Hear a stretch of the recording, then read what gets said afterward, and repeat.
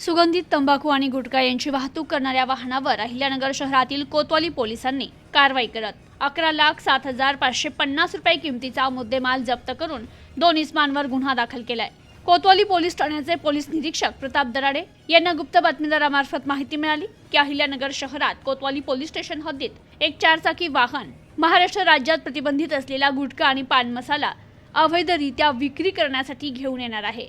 अशी माहिती मिळाल्याने तात्काळ पोलीस निरीक्षक प्रताप दराडे यांच्या आदेशाने पोलीस उपनिरीक्षक कृष्णकुमार सेदवाड हे पोलीस स्टाफ 2 पंच आणि सुरक्षा अधिकारी राजेश बडे यांच्यासह संबंधित 4-चाकी वाहनाचा शोध घेत असताना डॉक्टर बाबासाहेब आंबेडकर पुतळ्यासमोर मार्केट यार्ड चौक येथे जाऊन थांबले असता तेथून एक 4-चाकी वाहन पोलिसांना येताना दिसलं।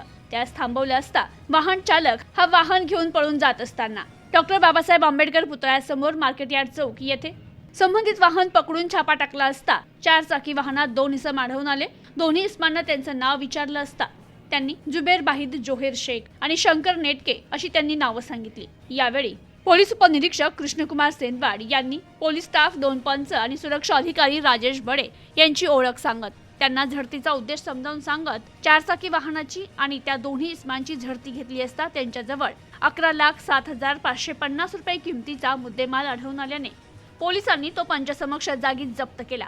जप्त केलेला मुद्देमाल आणि दोन्ही आरोपींना पुढील कारवाई करण्याकामी कोतवाली पोलीस स्टेशनला आणलं असून त्यांच्या विरुद्ध कोतवाली पोलीस स्टेशन येथे गुन्हा दाखल करण्यात आलाय। ही कारवाई पोलीस अधीक्षक सोमनाथ घारगे, अपर पोलीस अधीक्षक वैभव कलवर्मे, उपविभागीय पोलीस अधिकारी अमोल भारती यांच्या मार्गदर्शनाखाली कोतवालीचे पोलीस निरीक्षक प्रताप दराडे, गुन्हे शोध पथकाचे पोलीस कृष्णकुमार सेदवाड आणि त्यांच्या पथकाने केली आहे।